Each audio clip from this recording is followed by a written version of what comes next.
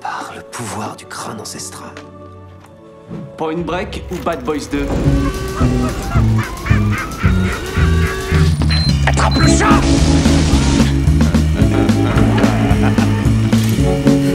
Et cette fois, John Wayne ne s'éloignera pas dans le soleil couchant avec Grace Kelly. C'est Gary Cooper, connard.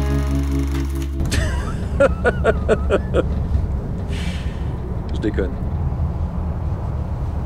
Mesdames et messieurs, bonsoir, bonjour, bienvenue dans ce nouvel épisode de Film à emporter. Je suis Alexandre et je serai votre hôte comme d'habitude avec Arnaud. Salut Arnaud. Salut Alex. Aujourd'hui, on va vous parler de Waterworld, film américain sorti en 1995, réalisé par Kevin Reynolds avec Kevin Costner, Tina Majorino, Jan Triplehorn, Dennis Hooper et Gérard Murphy. Ce film nous raconte l'histoire d'un monde post-apocalyptique où, eh bien, comme les glaciers ont tous fondu, l'eau a monté de 600 mètres, 600 mètres de hauteur. Et du coup, on se retrouve dans un monde où il n'y a plus de terre immergée, tout est submergé, et l'humanité se regroupe autour d'atolls, de construction de bateaux pour survivre. Et nous suivons comment il s'appelle ce con? Un anti-héros. Je crois qu'en VO c'est le Mariner, je crois, c'est ça. Ouais. C'est The Mariner. Mais du coup, bon, c'est un espèce de mutant en fait. C'est un mutant c'est un humain qui a des capacités de poisson, quoi. Donc il a des, en fait, il a des branchies, c'est un mec qui s'est adapté à son environnement. C'est ça. Et manifestement, dans ce qu'on nous explique dans le film, c'est qu'il y a, enfin c'est ça.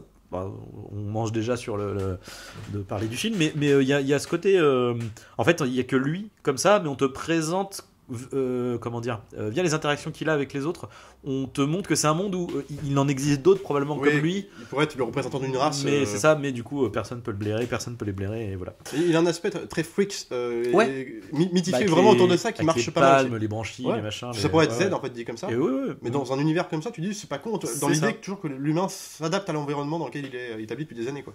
Et du coup, qu'as-tu pensé de ce film, Arnaud? Bah, Waterworld, après, moi j'aime beaucoup. Bon, je pense tous les deux. De toute façon, c'est un film déjà de notre enfance. Hein. Oui, 95, l'année 95, c'était milieu 90 où t'avais que des pépites sur pépites sur pépites. Alors, c'en est pas une, hein, clairement. Mais c'est un film qui a son histoire aussi, que beaucoup de gens connaissent. On va le rappeler brièvement. C'est un film qui a déjà coûté, qui était budgété initialement à 100 millions, ce qui était déjà énorme pour l'époque. C'était vraiment les gros blockbusters. Voilà. Un énorme film, quoi. Qui en a coûté finalement 140 millions. J'ai même vu moi 170, donc là, ça a voisiné avec l'inflation, la promotion derrière qu'il y a eu, parce qu'il y a eu beaucoup de. Et donc c'est un film qui a dépassé tous les records à tel point que déjà il était mal vu dans les critiques. Enfin, déjà à l'époque du tournage, pendant le tournage ou pendant même la post-prod, donc en montage simplement, t'avais déjà des articles de journaux, de magazines qui crachaient dessus en disant c'est un peu comme le faisait sur Cameron dans Titanic. Enfin, tu vois, des mecs dès qu'ils dépassent le budget, ça crache des billets. Il y avait en plus des rumeurs, beaucoup de mensonges. On en parlait avant le podcast. On disait que ça a été une catastrophe, qu'il y a eu même des morts sur le tournage, qui n'était pas le cas finalement. Mais il y a eu plein de rumeurs comme ça. En fait, qu'on fait une espèce de monter la sauce sur un film à problème, tu vois. Il y a eu des accidents, mais pas aussi graves finalement que voilà. L'exemple de l'atoll, on avait dit que l'atoll, toute la scène, il y a un atoll dans le film qui a coulé vraisemblablement à cause des marées. C'est une petite partie qui a coulé, donc c'est toujours, en fait, ils ont dramatisé des trucs pour faire grandir la rumeur comme quoi c'est un gros film à problème et qu'il faut, en gros, on va le recevoir en crachant dessus. Alors le film a des problèmes, et moi, en même temps, c'est des problèmes qui font qu'aujourd'hui je le trouve attachant. Dans le sens où en fait c'est un film qui sort sur, on va pas se mentir, sur les succès de Mad Max, c'est Mad Max sur l'eau. Oui, complètement. C'est vendu comme ça, et voilà. Et le problème, c'est que c'est pas George Miller à la réalisation, c'est Kevin Reynolds qui sortait à l'époque de Prince de Voleur aussi de Robin des Bois avec Kevin Costner, qui étaient potes. Ils avaient fait plusieurs projets ensemble à l'époque et qui se sont brouillés aussi sur le film. C'est une histoire connue, alors non pas sur le tournage mais en post-prod, c'est-à-dire en montage. Ils n'étaient pas d'accord parce que le personnage de Kevin Costner, Kevin Costner souhaitait avoir un personnage un peu plus héroïque et non pas le anti-héros connard en fait décrit dans le film pendant longtemps quand même. Et Reynolds lui a voulu tourner comme ça sur la rédemption du gars, mais qu'à la fin, donc c'est tout un truc qu'ils avaient fait séparer pendant un moment, mais ils se sont retrouvés parce que dans le commentaire audio qui est sorti sur le remaster, enfin l'espèce de version 4K copie du film, ils parlent tous les deux, ils reviennent sur le film dans un ton un peu rigolard, donc voilà, ça s'est rabiboché. Et le film, je trouve que c'est hyper honnête. Je trouve que c'est un film d'aventure à l'ancienne, au sens où il essaye de te faire croire à l'histoire qu'il te raconte. En fait, simplement, il pose un ordre simple dans l'idée, mais en même temps, t'as plein de petits trucs dedans dans les interactions, comme tu parlais, dans ce qui te montre des idées visuelles. Alors à défaut des idées narratives visuellement, mais qui sont des idées un peu comment ce monde existe. On va te le montrer en une petite scénette de 3 secondes, par-ci par-là, et en fait tu fais ok, ça marche. Alors avec son lot d'incohérences, mais en tout cas dans la symbolique ça marche bien. L'histoire est très fluide. les personnages sont plutôt attachants, pas tous, moi je vais y revenir là-dessus plus tard, mais enfin, du coup je trouve que ça se suit super bien, il n'y a pas de problème de rythme particulier, et puis surtout, la grande qualité du film c'est que c'est tourné en dur. C'est imparable. En fait, c'est vraiment le gros point positif du film. C'est vraiment ça, c'est la qualité des décors, des costumes, enfin, en fait, t'y crois quoi. C'est tout, tout est le côté vieilli. En fait, tu vois ces trucs-là, tu as l'impression que ça a des centaines d'années, que c'est rouillé sur l'eau, que c'est machin, c'est. Et puis évidemment après avec tout le practical qu'il y a, et d'ailleurs c'est peut-être aussi un truc, c'est qu'en même temps à l'époque c'était comme ça, tu vois, tout était fait en practical, même si je pense que vu l'ampleur de ce qu'on te montre, effectivement tu comprends que le film a coûté extrêmement cher quoi, et puis tourner sur l'eau, c'est pas le même budget non plus, parce que là il faut des technicos. Je te laisse raconter l'anecdote de Spielberg là-dessus. Ah oui, du coup quand Kevin Reynolds s'est lancé dans le projet, il a demandé des conseils à d'autres réalisateurs, et notamment donc Steven Spielberg, en lui disant du coup qu'est-ce que t'en penses et tout, moi je vais tourner sur l'eau, quel conseil tu me donnes? Le fais pas. Spielberg lui a dit non le fais pas, parce que lui il est encore traumatisé des Dents de la Mer quoi. Et mais après et genre dire c'est tout à son honneur, il l'a tenté quoi, mais ça donne une espèce d'ampleur, une gueule au film qui est imparable quoi. Et alors du coup ça serait le seul problème, c'est que du coup le film dans ses effets numériques du coup a beaucoup trop vieilli pour le coup là, clairement c'est il y a un poisson numérique, il y en a très peu finalement, au final ça va, c'est noyé dans la masse quoi. Ça va, c'est en fait encore une fois je pense qu'on savait qu'à ce moment-là c'était pas au point, donc on s'amusait pas à mettre du numérique partout, mais par contre, putain, qu'est-ce que ça a de la gueule, quoi. Mais tous les explosions, les jet skis, les cascades à jet skis, ce genre de trucs. Et puis même le trimaran du marineur, du coup, qui, alors, probablement que ça existe, que c'est un type de. Voilà, mais avec l'espèce de truc elliptique au centre, avec la barre du mât qui se rétracte pour tirer la voile et tout. Enfin, c'est. Parce que, hyper stylé. Et puis il te mystifie à la fois le personnage de Costner, on va y revenir, mais aussi son bateau. Parce qu'en fait, ce que j'aime beaucoup dans le bateau, c'est déjà. Alors c'est pareil, il faut parler de Reynolds, s'il n'est pas Spielberg, il a quand même une mise en scène. En tout cas, il a conscience des décors qu'il a. C'est ample, et du coup, il sublime ces décors, qui sont en plus, qui font une de détails, tu sais, dans la fabrication. Tu sens le côté âpre, rouillé, tel, comment dire. Tous les désagréments liés à l'eau de mer, et comme ça, ce qu'on pourrait imaginer, c'est que ça rouille, ça bousille tout. Tu sens la saleté, le côté vraiment apocalyptique, quoi. Et en plus, c'est la photographie, je trouve, qui est assez âpre, rougeâtre. Tu sais, c'est un film qui est très rouge, rouille, chaleur, tu sais, il y a un truc. Et même au niveau je pense au maquillage des personnages, tu sais, ils sont tous, la gamine, elle a toujours les lèvres toutes sèches, ils sont tous sales, ils sont. Trimple le personnage, c'est tout le temps comme ça. Même quand elle embrasse Costner, j'ai bugué là-dessus, parce qu'elle a les lèvres toutes défoncées. Tout explosé, Ça marche bien. Enfin, alors ceci dit, c'était peut-être vraiment comme ça, parce que du coup le tournage a aussi été un enfer, entre les mecs qui sont tombés malades, qui se faisaient bouffer par les méduses, et j'en passe quoi.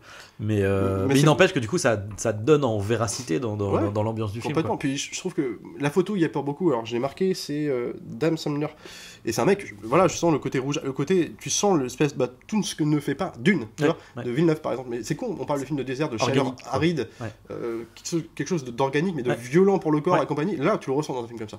Non pas parce que c'est que post-apocalyptique, violent, c'est parce que c'est sale. On te le fait ressentir tout le temps. On a envie de retrouver la Terre à juste titre, parce que les mecs recherchent que ça dans le film, basé sur au début du film, en tout cas une légende comme quoi une Terre existerait et que tout le monde court après, et que du coup, qui va être symbolisé par la petite fille, qui aurait un plan tatoué sur son dos de cette direction-là. Donc en fait, c'est le but du film, et surtout, t'as envie d'y aller parce que c'est dégueulasse. Et tu dis, c'est dangereux, ils sont jamais tranquilles. Et ça marche d'autant plus dans l'histoire, dans ce que ça raconte, quoi. Et non, mais moi, c'est la grande force du film. Et puis surtout, c'est des films, il y a une ampleur dans le sens où, en fait, à défaut d'avoir une mise en scène virtuose, c'est un mec qui a conscience de ça, qui sublime ses décors, justement. En y foutant des plans larges à foison avec des centaines de figurants, enfin, ça donne une espèce d'ampleur, quoi. C'est pas qu'il est pas virtuose, en fait, c'est que la problématique, c'est que, comment dire, la forme ne dépasse pas le premier degré, quoi. Mais par contre, c'est extrêmement bien, c'est quand même très bien mis en scène, je veux dire, c'est. Si tu veux, c'est bien mis en scène, c'est c'est un honnête artisan pour moi. C'est sans. C'est pas ce que tu retiens du film principalement. Tu retiens plus la grandiose des décors. C'est ça. Mais parce qu'il les a mis en valeur comme il fallait, quoi. Enfin, c'est ça le truc. Tu retiens l'image plus que la mise en image. En fait, c'est un peu ça pour moi. Oui, c'est vrai. Oui. Enfin, après, du coup, c'est super fluide. T'as le charisme, ça impose beaucoup sur le charisme de Costner. Surtout qu'à ce moment-là, il est en mode. Je pense que c'est l'apogée de son star. De sa starification, quoi. Il sortait de Robin des Bois, Prince des voleurs. Bodyguard, c'était. Bodyguard, c'est 91 ou 92, ouais, c'est ça, comme ça. Donc, 2-3 ans avant, donc il est complètement au top. Puis en termes même de réal, il a fait comme Danse avec les loups. Le Postman, je crois que c'était dans cette période-là. C'est après, je crois. C'est après, encore après. Ouais. Enfin, du coup, c'était un mec qui était l'hyper grande star, à tel point que sur le tournage, paraît-il qu'on est encore dans les. Que lui avait été très con aussi, dans le sens où en fait lui était logé dans un truc pas possible. Tu sais, comme l'espèce de caprice de star. C'est pour ça que je pense qu'il a voulu prendre le pas sur l'écriture du personnage, etc. Quoi. Ce qui d'ailleurs, pour le coup, je trouve est de sa part une mauvaise idée, parce que pour le coup, ce qui fonctionne aussi dans le film, c'est justement l'écriture du personnage principal, qui est un vrai anti-héros, quoi. Le type, c'est un enfoiré au début. Alors, c'est bien placé, c'est hallucinant. Tu sens qu'il y a le côté, il est aussi comme ça parce que c'est le monde qui l'entoure, etc. Mais ouais, là, on lésine pas, quoi. Sur le mec, il en a rien à foutre de la gamine, il vend la nana pour qu'elle se fasse violer par un autre mec en échange de je sais plus quoi. Enfin, le type, il hésite pas, il en a rien à foutre, quoi. Enfin, il en a rien à foutre. Non, du coup, après, il a ses états d'âme, il revient sur ses actions, mais en tout cas, au début, il y va franco, quoi. Enfin, bien sûr. Mais c'est d'autant plus. C'est le propos du film et du personnage. Salvador, c'est que déjà, c'est pas courant, quoi, simplement. Non. Même si Mad Max avait été nettement plus loin dans la violence, par exemple. Ouais. Là, ce que je veux dire, c'est que c'est grand public. C'est reste grand public. C'est un PG-13 à l'époque, je crois. C'est même pas interdit moins de 2 ans. C'est pas un rated. Et du coup, c'est un énorme budget aussi. Mad Max, c'était pas le cas. Là, c'est vraiment, on est sur un truc. Donc, c'était aussi d'attirer du monde, mais il n'empêche que. Plus dans la symbolique, mais ce que raconte le personnage, enfin ce qu'il est simplement, c'est un enculé, quoi, au début. Et cette tenue. Et c'est d'autant plus un enculé, c'est que le film commence. C'est comme la scène d'ouverture qui est quand même. En fait, il commence, tu vois, en train de pisser, dans une espèce de canette de truc, et en fait, il y a tout un mécanisme pour en fait transformer sa pisse en eau douce, potable, quelque chose qui fait qu'il va la boire derrière, et en fait, il boit sa pisse. Première fois que tu vois le perso. Il hérite après, malgré lui, de la mère, ce qui n'est pas vraiment sa mère d'ailleurs, mais en tout cas d'une nana jouée par Jane Triple avec une gamine. La gamine qui va être l'objet de la traque de tout le monde, des méchants, pour trouver la Terre. Et du coup, lui, il les hérite sur son bateau, mais comme il est dépeint comme un mec solitaire, un peu anarchique aussi, dans le sens où c'est un monde aujourd'hui en fait qui ne vit que dans le. Tu sais, maintenant, dès qu'il croise des gens, les règles font qu'on doit troquer, on doit faire des espèces d'échanges de matériaux. C'est un solitaire renforcé. Il y a un côté aussi, c'est un monde de chiens, donc en fait c'est un chien aussi, c'est-à-dire tout le monde est potentiellement un danger. Donc lui se défend de tous. D'autant plus que lui a ce truc de la mutation qui est pas accepté, donc il y a un rejet de côté sa part. Frix, bien sûr. Et du coup ça c'est pour ça que c'est intéressant, parce que ça justifie le fait que ça soit un enfoiré, quoi. Ouais, bien sûr. Et qu'il le soit quelque part malgré lui. Effectivement, c'est pas une volonté d'être comme ça, c'est qu'il en est. Il a pas pour survivre, il a pas le choix. C'est de ce que ça raconte. Enfin, comment dire. Ça reprend des thématiques classiques propres au post-apo, c'est aussi comment le monde, de manière générale, se comporterait en temps de guerre, en temps de crise, en temps de... C'est là, tout le monde se bouffe les uns les autres. C'est la perte de l'humanité, quoi. C'est la règle de la survie, la loi de la survie, simplement. Et c'est d'autant plus intéressant de voir la perte de l'humanité sur un personnage qui, justement, est moins humain que les autres, vu qu'il a ses mutations, etc. Il est moins humain que les autres, mais il va quand même se trouver être le plus humain à la finale, quoi. Surtout face à des personnages comme celui de Dennis Hopper. C'est le problème du film pour moi, c'est-à-dire moi je pardonne tout, même la mise en scène qui parfois peut être grandiose. Il y a des moments qui sont quand même plus plan-plan, ce que je veux dire, mais malgré tout. Si j'aime beaucoup le personnage de Kevin Costner, qui en plus sa rédemption, enfin tout marche bien. C'est un peu carcan classique si tu veux, mais ça marche bien. Il assume le côté relou, le côté anti-héros du personnage. Donc ça c'est intéressant. Pour un film à grand budget comme ça, d'autant plus. Et surtout, en fait, il est premier degré, lui. Toutes les scènes avec lui sont traitées premier degré. Un film d'aventure à l'ancienne.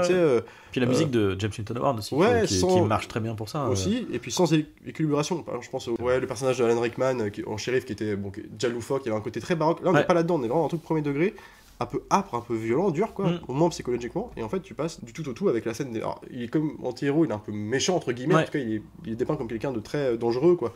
Et quand tu arrives à ceux qui devraient être les plus dangereux, c'est-à-dire les méchants, dirigés donc par le personnage de Dennis Hopper, en fait c'est du cartoon. C'est du cartoon, et puis c'est le carnaval de... Enfin, il y a un truc de... Ils sont tous outrés dans leur jeu, en surjeu. Alors ça pourrait marcher, mais c'est tout le film un ton comme ça, très bande dessinée, ce qui n'est pas le cas tout le temps. Et en fait, du coup, t'es dans un truc, quand tu te retrouves avec le personnage de Kevin Costner face à Dennis Hopper, tu sais pas, tu te dis, mais en gros, l'autre est plus flippant que l'autre. Mais ouais, c'est ça. Tu sais pas trop, en fait, ça qui est dommage, c'est que le ton, il se cherche un peu parfois, quoi. Et c'est d'autant plus dommage que en fait, il pourrait être une menace. Enfin, il y a de temps en temps, il y a des moments où tu comprends un peu la menace qui peut être, par exemple, à l'espèce de poste d'un espèce de poste de pas de surveillance, mais un poste de commerce à un moment donné où les mecs sont arrivés en amont et ont buté. Donc ils ont buté tout le monde, ils sont pendus, ils les utilisent en mode marionnette. C'est pas mal cette imagerie là. Cette imagerie, elle est super cool, tu vois. Mais le problème, c'est qu'effectivement derrière, leur manière de jouer est tellement ridicule que même entre eux, ils sont tous en train de se balancer des vannes et des machins, et du coup la menace elle est complètement rabaissée, quoi. Alors que Dennis Hopper, lui, pourrait fonctionner sur le principe. Bon, après il en fait des caisses, c'est qu'en fait, c'est un peu le problème qu'il y avait dans Speed. Moi j'aime beaucoup dans Speed, je préfère d'ailleurs de sa prestation dans Speed, mais ce côté caboquin vient du fait qu'il y a un scénario comme ça, lui il le prend pour une comédie si tu veux. C'est ça, il y a un truc un peu, il le joue comme ça. Et la scène dont tu parles que j'aime beaucoup pour le coup, c'est cette espèce de poste de surveillance qui a été pris d'assaut en amont, et Kevin Costner qui débarque et qui croit voir au loin les mecs du poste en train de lui dire bonjour avec des grands signes. En fait c'est simplement qu'ils sont comme des marionnettes guidées parce qu'ils sont tous morts avec des cordelettes. L'imagerie c'est très bis, film d'horreur, et là du coup c'est assumé, putain un mortel, puis là ça donne une ampleur au méchant. Tu te dis putain c'est rare de voir un truc comme ça. C'est ça, sauf que c'est désamorcé tout de suite par une blague de Dennis Hopper ou un jeu de mots, tu sais, avec un jeu cabotin qui fait que on arrive dans le Muppet Show, quoi. Mais par contre, j'aurais pour preuve aussi une scène qui pourrait être intéressante, qui est classique aussi dans le Cavenas, mais c'est que en fait t'as la fameuse scène de l'assaut de l'atoll qui est mortelle d'ailleurs, qui intervient plutôt au début du film, et c'est là où se rencontre le personnage de Costner avec la nana et sa fille qui vont devoir embarquer pour parce qu'ils sont traqués. Mais du coup à ce moment-là, donc post scène de l'assaut, énorme scène d'action, de bataille, tout ça, tu reviens avec sa cut, tu reviens avec le personnage du méchant Dennis Hopper, qu'interroge, genre il y a des mecs qui sont suspendus là, oui. Et puis il y a une espèce de jeu de mots entre chaque qui font un petit dialogue comme ça, mais c'est très vaudeville, quoi. Et là tu fais c'est marrant dans l'idée de la scène. T'as une blague sur l'autre, tu fais je vais te buter, tu fais non vous avez dit que si je vous parlais vous me butez, Pierre. J'ai dit ça. J'ai dit j'ai dû dire ça. Et puis il donne le flingue à l'autre et qui le bute, et en fait du coup c'est vaudevillesque, quoi. Et c'est dommage parce que l'idée d'un dialogue à trois un peu de jeu, ça va être intéressant, mais le ton est outré, quoi. Tu reviens après avec Costner qui joue en mode hyper sérieux, tu sais. C'est ça qui est dommage, c'est que ils auraient dû épouser un ton comme ça tout du long, en faire un Costner, un anti-héros, mais peut-être tout de suite dans un truc un peu comique, attachant. Il aurait pu balancer des punchlines tout le temps, tu vois, faire un truc un peu plus. Soit faire un truc comme ça, assumer les côtés Disney, enfin c'est pas le cas, mais Disney l'entreprise, c'est le côté vraiment familial, l'anti-Mad Max pour le coup en termes de ton, tu vois. C'est ce qu'aurait été pas intéressant, parce que pour le coup, ce qui est intéressant, c'est justement le fond de noirceur, tu vois, les fonds ou la dualité du perso, poétique aussi dans certaines passages, quoi. Et du coup là de rabaisser ça avec ces séquences là, puis en plus c'est hyper compliqué parce que c'est censé être la menace du film, quoi. Donc du coup ça détruit l'enjeu. Pareil, t'as la scène où Dennis Hopper se retrouve face à la gamine et alors c'est marrant l'échange, tu veux, mais du coup lui, à aucun moment il en fait est peur. menaçant ou quoi. Puis la fille n'a pas peur de lui, mais non, c'est presque drôle là. C'est ça, parce que bon lui il joue, un tonton, il est presque, voilà, c'est ça, c'est tonton gâteux qui joue avec la petite nièce, quoi. Du coup tu fais et c'est con parce qu'ils lui ont fait une gueule mortelle, en plus physiquement, en plus il a une gueule l'œil qui est crevé et tout, de temps en temps il enlève et tu vois le maquillage qui est cool aussi, de l'œil crevé avec les morceaux de, qu'on appelle ça, de fil qui ont été faits à l'arrache. Mais ça marche trop bien, en termes de décorum, de costume, c'est super bien fait, quoi. C'est sombre en plus dans le vidéo. Et du coup c'est trop bizarre de voir l'autre qui joue comme une comédie alors qu'il a un truc dégueulasse sur la gueule, quoi. Et attends, tu faisais référence aussi de la musique de James Newton Howard. Alors je crois qu'il l'a fait en plus rapidement, il y a une espèce de truc d'intervention de dernière minute, tu l'as dû le faire en 3 semaines, 4 semaines, un peu comme la James Horner de Aliens 2, quoi.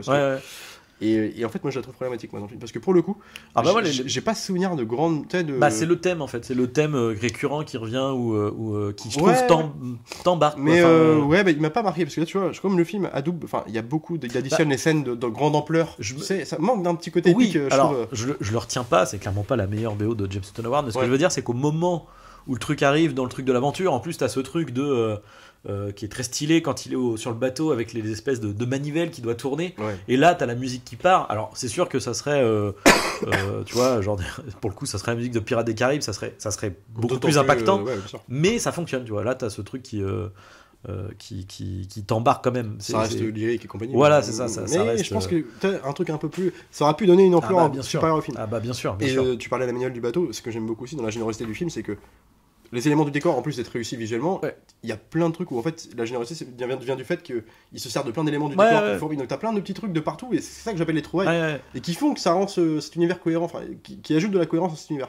Mais en fait, des fois t'as même des trucs complètement anodins sur des mecs qui, je sais pas comment dire, qui genre sur l'atoll, ils vont sous-peser des trucs avec la balance, ils vont faire des trucs pour avoir de l'eau, alors ils essayent de récupérer un maximum, même le fait que lui, quand il prend de l'eau, donc il boit ce qu'il peut, et après en fait il prend les gouttes qui restent il se les met sur les doigts et il continue à se badigeonner les lèvres et avec l'eau et tout.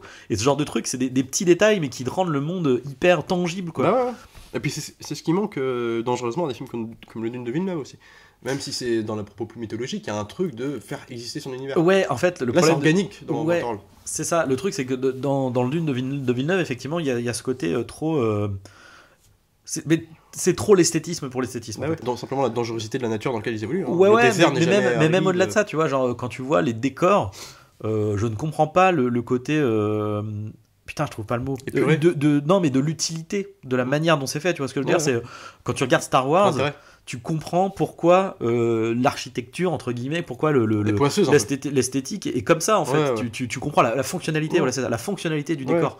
Dans Dune, c'est pour la beauté du truc. Le seul truc qui fonctionne, c'est peut-être tout ce qui concerne en fait les Fremen. Donc le côté de la combinaison, tu vois. Là, pour le coup, la fonctionnalité, elle transparaît. Même le délire c'est pas dans tout le film que c'est comme ça. T'as des petits moments où ça fonctionne. Le coup des machines qui récupèrent, comment on appelle ça, qui récupèrent l'épice et qui, quand ils sont attaqués par les vers, avec cette espèce de système du coup de sécurité qui les font s'envoler, tu vois, ça c'est de la fonctionnalité et en plus c'est intéressant dans la mise en scène, mais c'est trop rare, quoi. C'est trop rare. Ce que je reprochais, le seul truc que j'ai aimé moi dans le Dune de Villeneuve, c'est pas pour troller, mais c'est que ce que j'aime bien aussi au Waterworld, c'est que ça, c'est qu'on parle de générosité, c'est qu'ils utilisent tout leur environnement et ils pensent à la conceptualisation des décors, des grandes bâtisses des grands bâtiments qui s'occupent dans le film, qui sont à la surface de l'eau. C'est que comment l'eau a pu être problématique pour ces bâtiments-là, c'est-à-dire les murs rouillés, ce qu'on disait, une espèce d'acier, tout est. Puis même à chaque fois, genre ils veulent ouvrir des portes, ils galèrent, tu sens que ça craque, ça grince parce que tout est bouffé par l'eau. Et ça, c'est pensé. Et c'est aussi pour ça, en plus des idées, des petites trouvailles comme ça, c'est que ça rend un truc cohérent, quoi. En plus, comme tout est rendu, d'autant plus. Le Dune de Villeneuve, ce que j'avais aimé dedans, c'était les petits moments pour annoncer l'arrivée du verre. C'était tu vois le sable qui tremble, tu vois, qui commence à le mouvement là. Et ça c'est organique parce qu'il joue de la nature pour parler de son univers. Et c'est des petits moments comme ça, comme s'il avait pris le choix de le faire, c'est on est sur la planète aride où on dit que c'est dangereux, c'est le désert, c'est la chaleur, elle fait les transpirer simplement. Et ça c'est organique, c'est con, mais t'additionnes des trucs comme ça te fait l'univers, t'y crois. Et t'as rien d'autre. Waterworld, c'est ça tout le temps, et c'est ça que j'aime bien aussi. Puis il y a des trucs, puis il y a aussi l'idée du espèce de money shot en fait, constant dans ce film-là. C'est beaucoup quand on parle de mettre en valeur, c'est des grands panoramiques, des grands plans larges. Les plans, tu sais, du bateau qui passe devant ou la lune ou le soleil ou en coucher de soleil. Ah ouais, mais c'est ça. Le plan. C'est très Mad Max pour le coup. Complètement. Ouais, non mais bien sûr. Mais ça fait partie de l'imagerie du truc. Super beau. Mais le plan aussi qui est trop bien, c'est où à un moment donné, le marineur en a ras le bol et il monte sur le mât tout seul, alors que les deux autres sont en bas. Il monte sur le mât et là t'as le plan large avec lui qui est en haut du bateau et puis tu vois le truc qui file et tout en plan avec le coucher de soleil et tout. J'ai une anecdote là-dessus, je sais plus si c'est un podcast que j'ai entendu sur ce film et il parlait de ça. Bon, le plan où pour le coup c'est vraiment Kevin Costner, carrément, tu le vois en plus dans la scène qui est sur le haut du mât. Et en fait apparemment ils ont tourné ça dans un truc où en fait il y avait des courants, puis tu sais, le problème c'est que quand t'es suspendu au haut d'un mât, plus t'es haut, en fait, plus tu prends tout dans la gueule. Apparemment, lui, il était en train de vomir sur cette c'était un cauchemar, il hurlait sur les techniciens. Et apparemment, il s'est pris le chou en transcendant. Genre, il y avait une histoire, genre, connard, enculé, il était resté une plombe en hauteur, en train de partir comme ça. Apparemment, il vomissait. Enfin, du coup, c'est marrant, mais tu vois, c'est pour dire à quel point le tournage pouvait être compliqué. Mais par contre, le plan est mortel. Et puis, il rigole que ça, quoi. Tu parlais des séquences. Alors même ils le refont plusieurs fois, mais c'est un gimmick qui revient, mais du coup ça marche toujours. Un peu onirique où ils jouent sur les justement comme on voit des lignes d'horizon qui sont tremblotantes à cause de la chaleur. Ils te le font, tu parlais avec le coucher ou le lever de soleil et l'ombre du bateau au loin qui passe devant, avec les smokers derrière. C'est super beau. Ils le font de nuit avec la lune, un côté tremblant du truc là. Et ce que j'aime bien, c'est que c'est des petites séquences oniriques. Et à l'image est poétique. À l'image de quelques scènes à côté, dans le développement des persos, la scène où on le voit une première fois pêcher, ce qui s'avérait être des monstres. On imagine le requin évolué de ce monde post-apo, donc ça marche bien. Puis après, il balance la fille, la fille est à l'eau. Un matin, la mère se réveille, elle voit ça, fait, vous êtes fou, il y a les monstres. Elle fait non, je l'apprends à nager, il dort Master C. Puis en fait, c'est une séquence, c'est un peu une musique très Eric Serra. Et puis t'as les plans sous-marins, contre-plongée, dans la flotte avec le soleil. Et c'est des petits moments qui sont à la fois beaux, oniriques, et puis qui parlent de l'évolution des personnes. Exactement. L'attachement, et puis t'as pas besoin de dialogue pour le faire. Mais c'est ça le truc en plus, c'est que c'est pas gratuit, quoi. C'est que le moment beau esthétique te sert dans un point d'orgue du développement du personnage qui s'adoucit, qui va vers le héros qu'il va devenir, quoi, quelque part. Et puis ceci dit, c'est intéressant parce que parce qu'il y a l'histoire de la Ulysse Cut. Et du coup, c'est vrai que ça peut être intéressant parce que ce rapport qu'il a à la famille, sachant que c'est le dernier mutant, peut-être que ça dans la version courte on ne le sait pas, mais peut-être que du coup dans la version longue il y a un truc développé de en fait il aurait eu une famille peut-être avant ou quelque chose comme ça quoi, ou qui doit la retrouver, tu vois. Donc, il paraît que c'est plus développé là-dessus.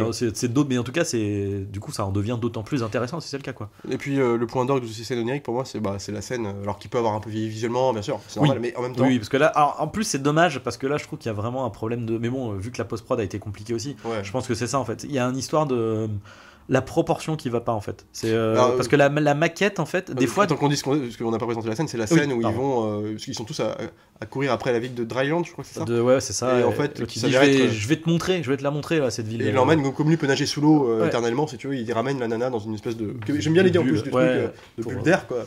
Parce que les trucs de pirates c'était ça, c'était les cloches que tu mettais. Et tu découvres un espèce de New York submergé quoi. Et l'imagerie est belle, alors visuellement c'est comme tu dis ça vieillit. C'est dommage. Mais j'adore cette scène. En plus avec les merdes, qu'on appelle ça, les flares qui balancent dans l'eau pour avoir la lumière et tout. Puis elle est bien soutenue pour le coup là. La petite musique de Mutant marche vraiment bien. Et il est d'autant plus efficace dans ce film là quand c'est un peu onirique, poétique, des moments poétiques dans l'action pure. Du coup c'est pour ça que je disais très Eric Serra, il y a un côté très grand bleu aussi par moment tu vois dans le truc. Carrément. Et ça marche. Mais du coup voilà, le seul problème de cette séquence là c'est vraiment cette histoire de proportion entre les acteurs qui sont détourés et la maquette. Et là du coup il y a un côté, ça me faisait penser dans le Retour du Roi, qui était une scène d'ailleurs qui n'était pas tournée par Jackson. La scène d'ouverture du Retour du Roi, je sais pas si tu te rappelles, c'est comment en gros l'autre est devenu Gollum en prenant le. En tension, marche super bien. C'est pas Jackson qui l'a tourné, je crois que c'est la nana qui était. Enfin, je sais plus. Enfin, peu importe, t'as la scène où en fait il est. Enfin, son copain, donc pas Andy Serkis, mais l'autre acteur, pêche quelque chose en fait qui le tire dans l'eau et le pousse dans l'eau, tu sais. Et t'as un espèce de plan comme ça où tu sens un peu le truc tu sais en 2D, tu vois et en fait cet effet là qui marche, que je pense que dans le Retour du Roi c'est un peu voulu, le côté un peu tu sais artisanal et en fait là dans ce film là la scène est toute comme ça quoi. Donc il y a un truc un peu tu y crois un peu moins, mais en fait ça passe parce que c'est quand même bien éclairé. Mais ça passe parce qu'après puis il y a aussi l'ampleur de ce que cette séquence te raconte, tu vois, avec le monde qui a été détruit, qui est vraiment, puis là tu fais ah oui d'accord, c'est submergé.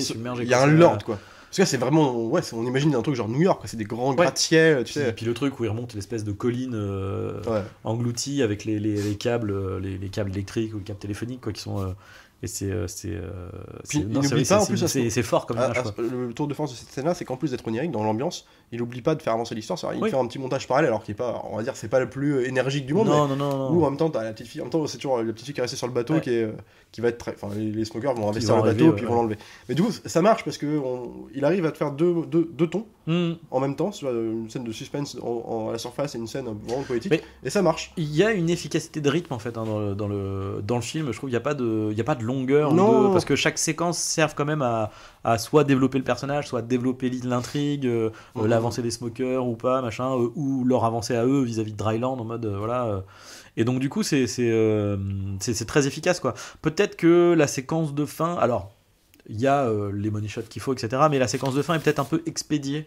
Parce que finalement, l'avancée du marineur sur le bateau, l'énorme bateau, c'est un pétrolier en fait, je crois, c'est un métal. C'est un pétrolier. Tu sais, t'as ce côté, alors certes, qui sert à, qu'on appelle ça, à édifier le Kevin Costner en héros, tu vois, avec du coup la petite fille qui est en train de parler aux méchants en lui disant ouais, mais ce mec-là, il a tué plein de gens, il est trop fin, tu vois, genre.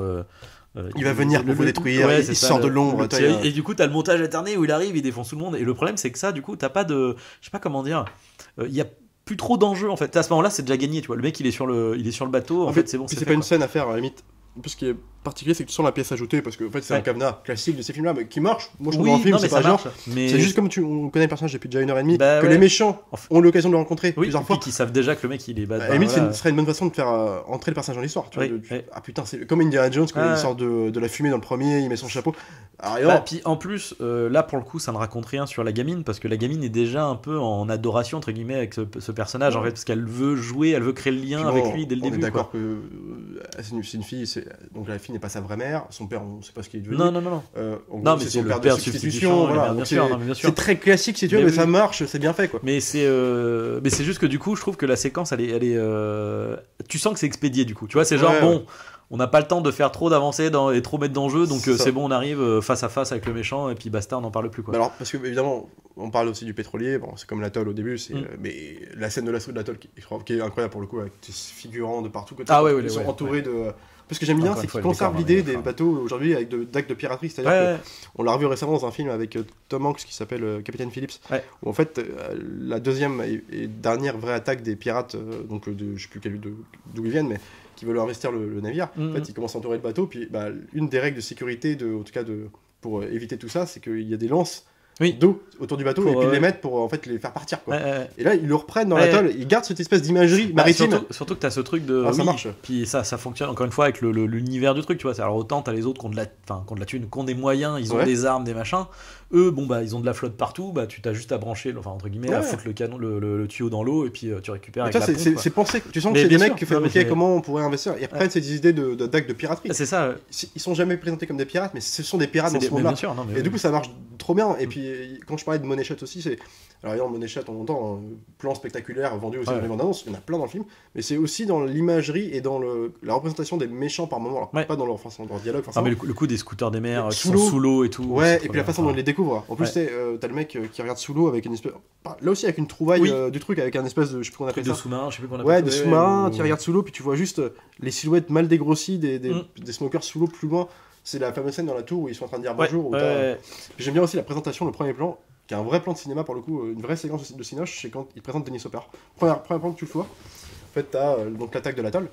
Et en fait, tu vois, ils te font un champ contre champ sur les scènes d'arrivée des smokers, des gens qui veulent se défendre dans la espèce en plus de scène où ils ont une grande forteresse en fait, pour le protéger, donc ça fait très guerre, tu vois. Puis d'un coup, t'as un espèce de plan qui part de l'eau, qui monte sur sur le bateau simplement, un grand bateau qui fait et en fait t'arrives au bout d'un moment en zoomant sur Dennis Hopper qui est assis, tu sais, un peu comme ça sur son truc avec son œil noir et tout, et ça se termine sur lui, sur un dialogue de lui dans un même plan séquence, tu vois. C'est une super, tu sais, il est incroyable, là il est charismatique. Carrément. Donc il y a quand même des codes moi je trouve que le film marche d'autant, mais il marche bien. Après je peux comprendre que l'aspect, comment dire, Fricks il y a quand même un côté entre guillemets, je dirais pas Z, mais je dirais bis quand même dans on est quand même sur un personnage poisson. Je comprends qu'il y a des gens qui puissent ne pas adhérer. Moi je comprends dans l'univers que c'est, en même temps ce serait cohérent quelque part dans un truc un peu comme ça post-apo futuriste, un mec qui évolue avec son élément. On imagine un mec qui a passé 50 ans, voire 20-30 ans dans l'eau et puis qui après là on est quasiment dans de la fantasy, je veux dire, c'est de la SF. Si t'acceptes pas un truc comme ça dans un univers comme ça, parce que là le film il ne marche jamais quoi. Non mais c'est ça, c'est à ce moment-là pourquoi tu regardes ça, j'ai envie de te dire. C'est plus une histoire de ton, c'est peut-être trop léger du coup, malgré le personnage de Costner, malgré certaines scènes de tension. Pour un truc comme ça, toi, il aurait gagné, je pense, à avoir un truc plus de dramaturgie. C'est sûr, ça aurait gagné en épique. En dramaturgie, et je pense qu'il y a une addition de trucs, toi, genre Newton Howard est bon dans les scènes oniriques, je pense que tu mets des scènes d'action avec une vraie musique qui porte, qui élève un peu le truc. Après, il en est capable, donc du coup, c'est peut-être juste une histoire effectivement de temps. Je pense que c'est une question de dosage, tu vois, il y a un truc d'outrance, un peu dans certains trucs, des fois de timidité dans d'autres, qui fait que c'est... Mais bon, le film se porte super bien, enfin, honnêtement, on l'a revu avec plaisir. Non, mais c'est ça, après, c'est que c'est un truc qui... Hormis les quelques séquences numériques pas ouf, le reste a pas vieilli d'un poil. Ça a tellement de gueule, quoi. Mais non, mais c'est ça. Encore une fois, le Money Shot, on va parler de ça, mais l'explosion du bateau avec Costner en tyrolienne en train de glisser avec les flammes derrière lui, et tu vois bien, tu sens sa gueule, c'est comme Tom Cruise dans Top Gun, tu vois, tu sens qu'il se tire les fesses, le mec, tu vois, quand il est là, genre. C'était la grande c'était la grande époque des fin 90, fin 80, début 90, des explosions à charbon, tu sais, où c'était des vraies énormes explosions. Et avec la fumée noire qui mais je repense dans Prince Robin des Bois, Prince des voleurs, il y a le même alors pas le même délire, mais la même puis le Money Shot d'ailleurs, parce que d'ailleurs c'est la fiche du film, je crois, où tu le vois en train de tirer, et tu vois derrière l'explosion et tout.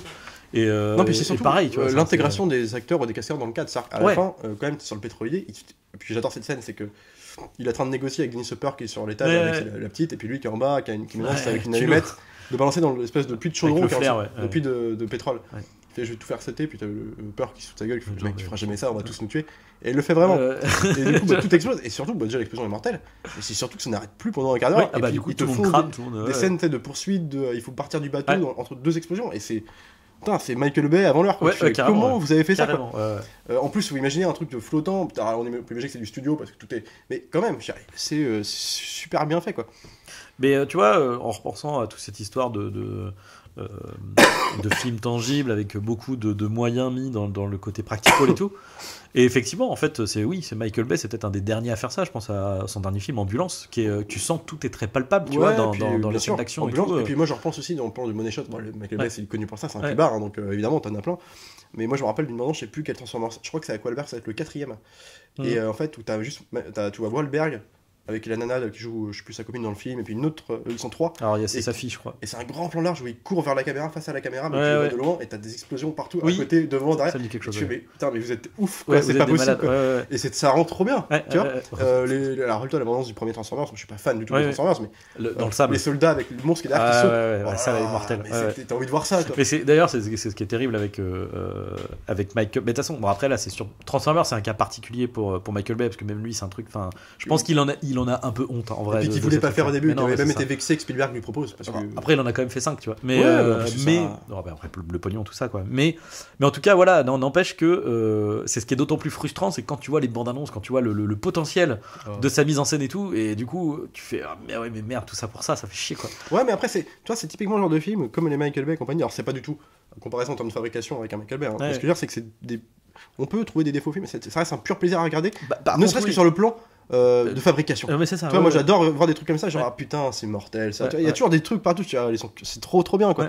Rien que pour ça, c'est un vrai plaisir, tu vois, le film puis moi je veux dire la scène il tente comme... en fait Michael Bay, ça reste on dérive un peu, mais ça reste un mec qui tente des trucs, quoi. Mais ceci dit, j'allais dire, alors là j'en revenais sur Waterworld du coup là quand j'en parlais, mais ce coup pareil aussi pour Kevin Reynolds, parce qu'encore une fois tous ces trucs d'ampleur, de décor, etc., c'est quand même encore une fois, on n'a jamais revu ça, en fait. Moi, le paradoxe que j'ai, du coup, c'est que, effectivement, mais j'avais un souvenir d'enfant aussi de Prince des voleurs, de Robin des Bois, et du coup, l'avoir vu, je trouve qu'il y a un effet un peu parallèle, c'est que, pas parallèle, du coup, miroir inversé, c'est-à-dire que moi j'avais un souvenir hyper ample du Robin des Bois. Non.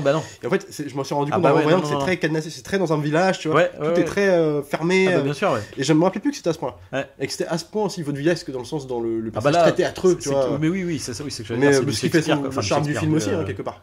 Mais il embrasse un truc quand même plus. Mais après, tu sens le côté quand même évolution, tu vois, c'est-à-dire que d'entre Robin des Bois et Waterworld, tu sens mais d'ailleurs, peut-être que c'est peut-être ça aussi qui l'a un peu cramé, quoi. C'est que Waterworld, c'était peut-être trop tout de suite, quoi. En fait, il aurait peut-être fallu un petit projet intermédiaire. Mais c'est ce qui fait la force des grands films d'aventure. Non, mais c'est en moins, tu fais encore une fois Waterworld, en fait, tu sens l'ambition du truc. Mais moi je préfère toujours ça. Parce que ça reste imparable. Tu vois, le film aujourd'hui, il est imparable à ce niveau-là. C'est du grand spectacle, quoi. Puis en plus, attends. Les moyens à l'époque, c'était outre les maquettes, c'était des vrais décors construits en dur sur des centaines de, improbables, quoi. Et puis surtout c'était posé sur des plateformes tournantes. C'est-à-dire que contrairement à les problématiques qu'avait eu Spielberg dans de la mer, où en fait le bateau il suivait le vent des marées, le courant des marées. En fait, quand t'as un voilier qui arrivait à la ligne d'horizon, il fallait qu'il attende soit qu'il se barre, soit changer le décor de place, mais ça prenait autant de temps que là. Ça a été pris en compte, c'est-à-dire que là, c'est sur des plateformes tournantes, c'est-à-dire que l'atoll, il tournait en fonction de, tu vois, donc c'était du moyen logistique énorme, ça coûtait un budget pas possible. Mais t'imagines mais le niveau d'ingénierie du tournage, tu vois, pour en arriver. Il y en a plus, je crois que les derniers, ça a été genre des Pearl Harbor, tu vois, de Michael Bay, où c'était pareil, des espèces de grands plateaux et c'était... Et voilà, je veux dire, moi je me rappelle de vieux films comme Le Bateau, là ils ont fait une promo sur Arte Cinéma, ils ont sorti un truc sur Le Bateau qui est incroyable. Et tu vois, les décors que c'est, ils mettaient les acteurs dans des trucs c'était des centrifugeuses, et il n'y a pas de mystère, quoi. Ça a toujours plus de gueule que n'importe quel connerie aujourd'hui, quoi. C'est d'autant plus vrai que quand tu regardes un film comme Mad Max Fury Road qui reprend en grande partie ce principe de truc dont on tourne dans le désert, ça met une claque à tout le monde. On sent les doigts du cul. Voilà, tu vois. Mais en plus c'est terrible parce que aujourd'hui, effectivement, on est arrivé à un moment où on est capable de faire avec du numérique des trucs de ouf. Mais le truc c'est que on se repose trop dessus. On se repose trop dessus, quoi. Et le truc c'est que les effets numériques seraient d'autant plus dingues si on ne les utilisait que pour ce dont on a besoin, quoi. Oui, quand tu fais du Star Wars et que tu dois faire des batailles spatiales, t'as besoin d'effets spéciaux. On est tous d'accord, tu vois. Mais quand tu peux construire un maximum des trucs, tu le fais, en fait. Surtout que la mise en scène n'est plus pensée en grande partie maintenant par rapport à comment on va intégrer ces effets spéciaux. C'est-à-dire qu'on filme, et on donne aux infographistes, démerdez-vous. ça donne des problématiques aujourd'hui où en plus on est dans un commerce où il y a des échanges de temps maintenant qui sont de plus en plus rapides, où il faut donner le produit compagnie, ce qui fait que les gens s'en plaignent tout le temps. Regarde les mecs de Disney là. Et il y a aussi un problème aussi de je pense comment dire, la direction artistique n'est plus vraiment pensée en fait. Je pense que c'est ce qui fait aussi que ça pose des problématiques pour créer du lien en fait entre tous ces trucs là, et ce qui fait que tu te retrouves avec des personnages qui ont des costumes cheap quoi, enfin vraiment c'est en décalage avec ce qu'on est en train de te montrer. On part ça avec Thor Love and Thunder, mais par contre regarde un mec comme il y a aussi un côté ingénierie, mais tu vois alors, les génies ultimes étant des mecs comme Cameron, ce qui est pas le cas de Reynolds hein, mais ce que je veux dire c'est que Cameron lui va carrément penser en tant qu'ingénieur, c'est-à-dire comment dans le monde d'Avatar, si ce monde existait, pourquoi tel animal, telle race aurait des écailles comme ça, pourquoi, à quoi ça va lui servir, et tout est pensé comme ça, ce qui fait que les gens vont même pas le voir en regardant le film, mais tout est cohérent, et tu peux jamais trouver un truc qui va ça colle pas, bah si, parce que tu vois, Terminator c'est pareil quelque part, il y a toujours des espèces de trucs, ils s'intéressent à l'univers qui raconte, qui dépend. Et Waterworld c'est ça. Alors il y a son lot d'incohérences, le principe même de ce truc là t'es obligé d'avoir, tu peux pas faire un truc c'est normal tu vois, mais il y a tellement de soins apportés aux petits détails, aux petits trucs qu'en fait tu t'en fous, ça passe quoi. Et voilà, après moi c'est ce qui fait aussi le charme du film, c'est à dire que tu sens que les mecs ils ont peaufiné leur truc alors qu'en plus c'est un film à problème, donc tu sens qu'en plus je pense que pendant le scénario, pendant le tournage ils ont dû toucher des trucs.